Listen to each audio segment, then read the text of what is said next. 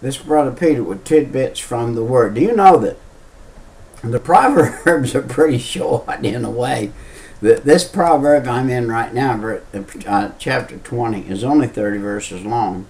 I could read it in 8 minutes, and I've only got a 10-minute segment here.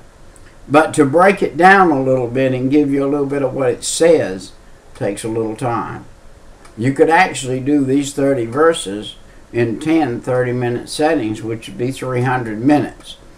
And you still wouldn't cover all of it. You'd cover some of it, but you wouldn't cover it all. But each verse, behind the verse, has great depth. I have found that if you write a sentence this long, and another sentence this long, and another one this long, and another one this long, and another one this long, and then this long, and then this long, and then this long, and then this long, and then this long, is when you string them all out, they become long. It's a long writing. And you can keep going down. And that's the way the Proverbs are. You take one word or one verse, and you start going through it, and then you start going back to the references to it, and you go forward and you go backwards, and you start filling it in, and my goodness, it says a lot more than it looks like it says. That first long sentence is just the beginning, and then after that you can come back and you can do a word study, or you can do a study that's really got some depth to it, and got some knowledge in it. Verse 16 says, "Take his garment that is security for a stranger, and take a pledge of him for a strange woman." Now he's talking about a double security, and this is a problem in today's life today. To understand this saying is hard to do, but verse 17 clarifies some of it, because it shows you that what you sow, you reap. It said, "Bread of deceit is sweet to a man, but afterwards his mouth shall be filled with gravel." Back in chapter 5 of Proverbs and verse 3, it said, "For the lips of a strange woman drop his honeycomb, and her mouth is sweeter than oil, but her end is bitterer than wormwood." Be careful, my friend. Be careful. The feet go down to death. Her steps take hold on hell. Lest thou shouldest ponder the path of life, her ways are movable, that thou canst not know. Listen, a woman who is an apostate, or would go away from that which is proper, especially a married woman who would go and lay with a man, she is deceptive. She is a flatterer, and she will come to wormwood, and it will destroy the marriage that you have now, or anything else you have now. And if you're not married and you go with this woman, you will sow a seed in your life that will be a contention to you all the days of your life. And so if you're a young man, get in the Proverbs and follow them. If you're a middle-aged man, be careful. If you're a man who has unbuttoned the top button of your shirt and got you a gold chain and put it on, and you are attracting ladies with your present body, you are asking for serious trouble. Because I can guarantee you this, if you'll attract them, they'll come like bees to sugar, and you will have wormwood at the end of your life. Her end is destructive. The end of going with a lady that will go with you that is not your lady. You have permission to go anywhere and do whatever you want with your wife.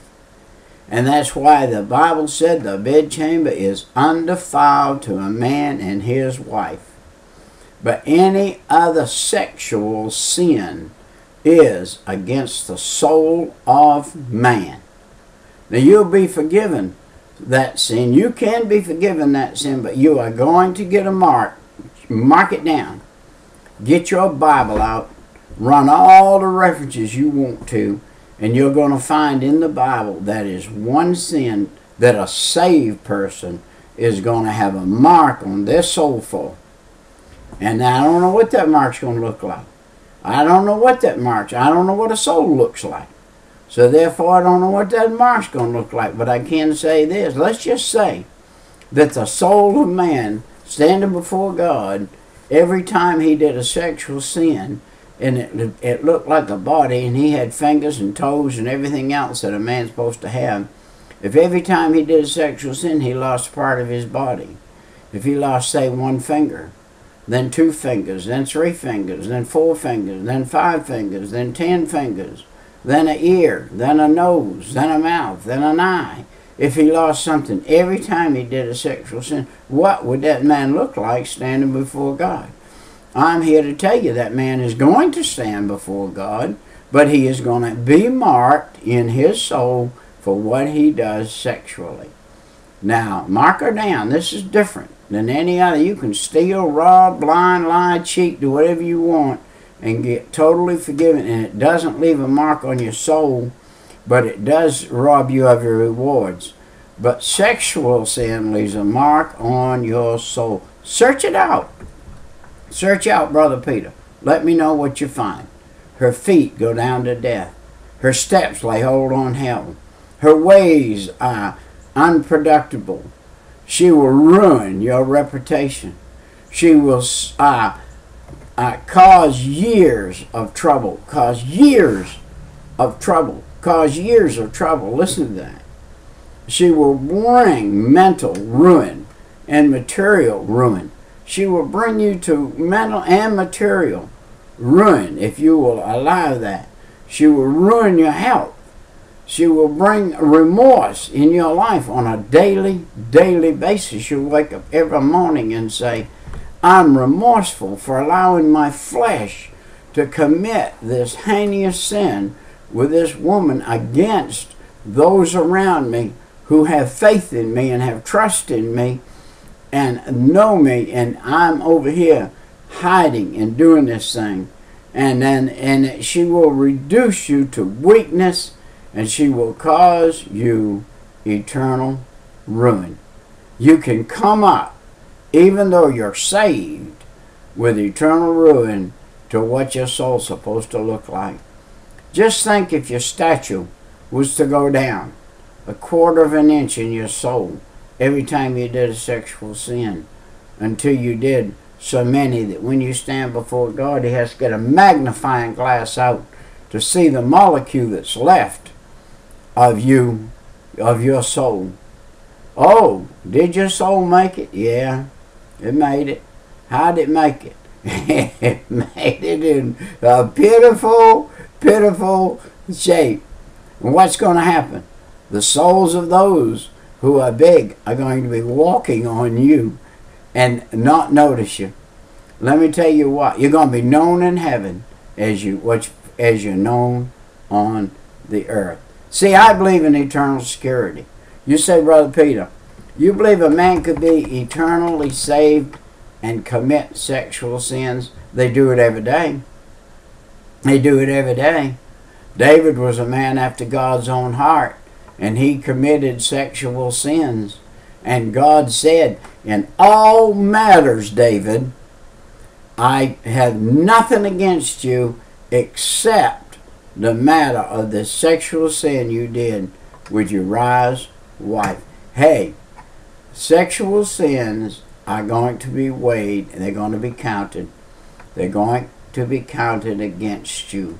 Be careful, my friend, in this day and age. This world we lived in portrays nothing but satisfaction through the sexual device that God gave us, not to have satisfaction with, but to make more people with, more children, and to make this world be repopulated. And that was it.